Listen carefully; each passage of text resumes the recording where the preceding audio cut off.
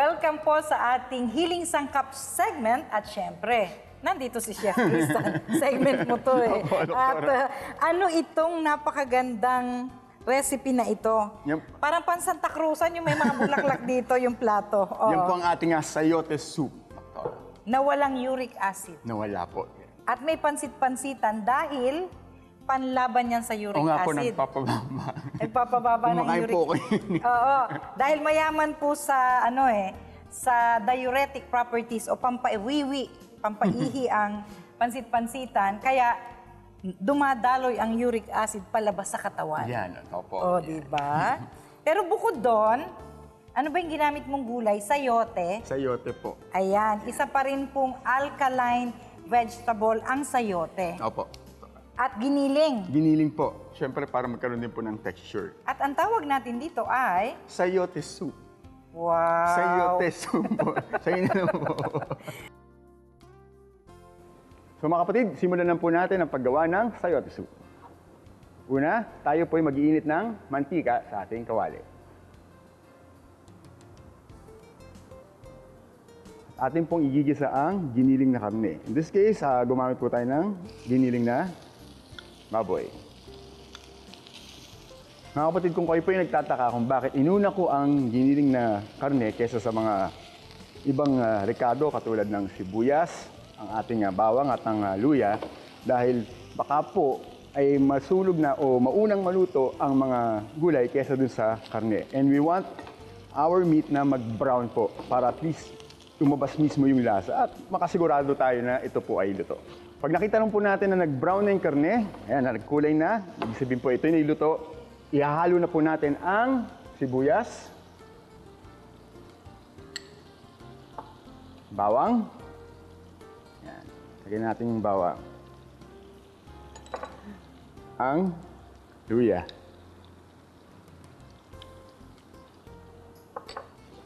and at this point, pwede na po natin siyang timplahan ng seaweed salt.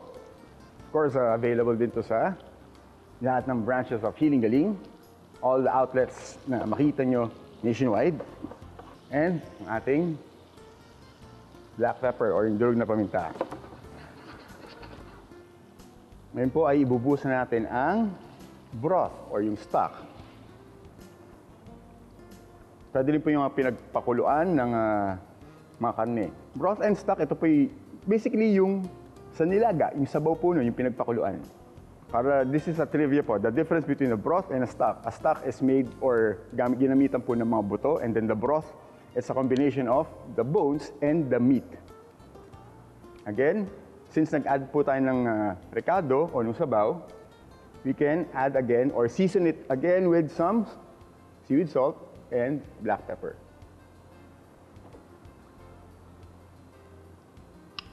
Sama na po natin ang ating, or yung bida sa recipe nito, ang sayote. Ang gusto niyo sa inyong sabaw ay medyo malapot, mag-add po kayo ng mga dinurog na sayote. And then, of course, para magkaroon na siya ng texture naman, magtira kayo para dun sa huli, i-add niyo po yung buo na sayote. Then, some of the radish o labanos. So po mga kapatid, since luto na yung ibang rekado like the meat, ang hintay na lang po natin maluto or lumambot is the sayote. Once na naging okay na po siya o yung pwede nang kainin, that's the time na ibubuhos po natin yung binatang itlog. And then, right there and there, we're going to serve it habang mainit po. Oops, huwag niyo pong kakalimutan yung binibigay nating tip na every time kayo'y magbubukas ng takip ng inyong pinaglulutuan, always away. Dahil you don't want po na masunog ang inyong mukha. Ngayon, add na po natin yung ating beaten eggs. Ayan. Kung makikita nyo po, of course, kung hindi nyo po ito siya haluin habang binubuhos ang binatang itlog, what will happen is magbubuo po siya. So, para kayong naglagay ng scrambled eggs dun sa inyong nilutong sayote soup. Now this is ready. Of course, since this is a soup base, hingin po yung may sabaw, it is better served hot.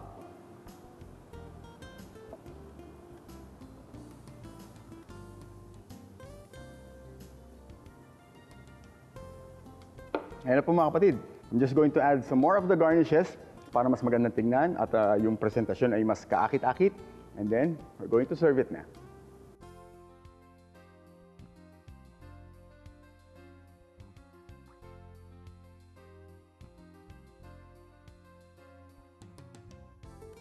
Chef Tristan, ano po ba ang tamang technique sa pagbabalat ng sayote? Thank you. At speaking of sayote, habang tinitikman ko ito, Opo, Chef, Doktora. may tanong kasi, ang isa nating kapatid na napakahilig sa sayote, pero tinatamad magbalat. Nahirapan kasing magbalat sa sayote eh. Di ba, ang daming baku-baku nun, May ang edge daming po. liko-liko ng ano, paano yung hindi maaksayang pagbabalat ng sayote? Yung iba po kasi ginagamit nila yung knife, kutsilyo, or kasi pag ginamitan niyo po siya nun, may tendency po maraming laman ang masayang. Kung kutsilyo ang kung kutsilyo po. gagamitin. So kami, Oo. ginagamit po namin sometimes is yung spoon or yung kutsara. Kutsara, kunyari ito. i- At kunyari yung isang dadaan- kamay mo ay sayote, ayan. Ito po, idadaan niyo lang po na ganun.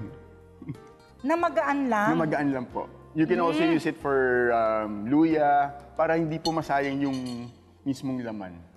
Tama, kasi po, pagka kutsilyo ang gagamitin natin, minsan hindi natin napapansin sa pag-iingat natin na Opo. mahiwa tayo ng kutsilyo. Opo. Kumakapal yung pagbabalat natin at minsan huli na para sabihin, naku po, payat na payat yung sayote, mas makapal pa yung Opo. nabalat niya. So, kutsara pala. Opo. Kung yung mas malaki, sandok. Para mas mabilis. Hindi po totoo yun. Kailangan itong kutsara lang na mas maliit. Opo. No? At may paalala ka para sa amin. Yes po. And yun, Doktora. So at sa ating mga kapatid na nanonood, you can like us or follow us sa ating Instagram account, which is The Wellness Chef HG. Ang ating official Facebook account, ang Healing Galing Official, at ang ating website, which is thehealinggaling.ph. And of course, every time you make a comment or suggestion, ay tag us sa hashtag ng Healing Galing. Yan po, para makapag-comment kayo, kung makapagtanong kayo, kung makabigay kayo ng suggestions, like yung mga costings nito, kung magkano pong abutin nito sa buong family. Well, Katulad Doktor, nito, napakamura lang po. Sa family of 4, 4 or kahit mas marami pa po. magkano ang gagastusin nila? Nako, pwede nga lang pong hingin yung... Libre na yung pansit-pansitan. Pansit-pansitan. Even po yung... Tapos yung bulaklak ng dill, pwede mo nang pitasin sa Pitasin. kapitbahay nyo. Kahit So ang yung sayote. gagastusin mo na lang, giniling. Giniling na karne na lang po. Oo, tsaka luya. Luya. Pwede So, niyo po magkano hingin na yun. lang? Sige, napakamura Sa na lang, family Doktor, of 4, 1/4 lang na kilo ng Sahog lang po. giniling. Pwede na po yun. Pwede na. Pwede O, na po. napakamura na po nun. Tapos, meron kayong mainit na kanin. Kanin. Yun ang ano. At kagulo na po kayo doon. Opo. Alright mga kapatid, magbabalik po ang Healing Galing sa TV. Tapos, Doktora, meron pa yung Ayan. favorite natin. Ay, favorite ko pala. Ito.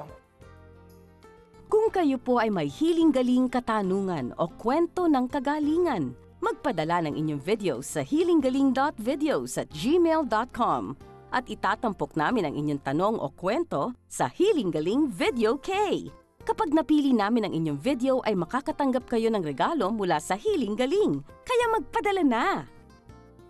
Isang umaga, nagising ako, makita ko, At ano po ang nakita ninyo sa ihi? parang puti-puti na parang... Parang mga latak na puti-puti. Oo, puti-puti. Ibig sabihin, nailabas nyo po yung cyst na yon sa inyong kidneys dahil sa pag-inom ng herbal calcutab at lumabas sa pag-ihi. Komplikasyon sa kidney na may karamay pang uric acid ng ating kapatid. Binigyang lunas at kagalingan sa tulong ni Dr. E. Makisalo sa kanilang usapan. Dito lang sa Healing Galing sa TV.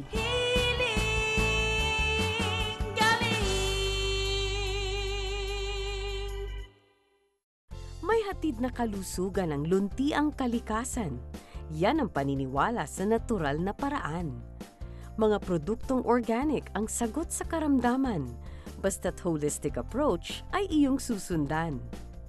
Sabon man o mga oil, maging organic orals. Meron ding seaweed salt, mga grains at liquids na natural.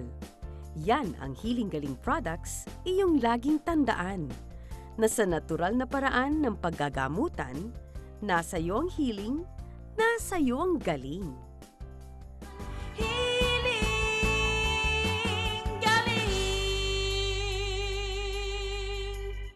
Nalalaman po namin na malayo ang nararating ng ating programa dahil sa dami ng mga katanungan na ating natatanggap na kung saan-saan po nagmumula, no? Dito sa TV5 ay bibigyan po natin ng kasagutan ang inyong mga hiling-hiling pahabol. Samahan si Dr. E at labanan ng karamdaman sa natural na paraan sa mas pinaagang Hiling Galing sa TV. Linggo, alas 7 ng umaga sa TV5.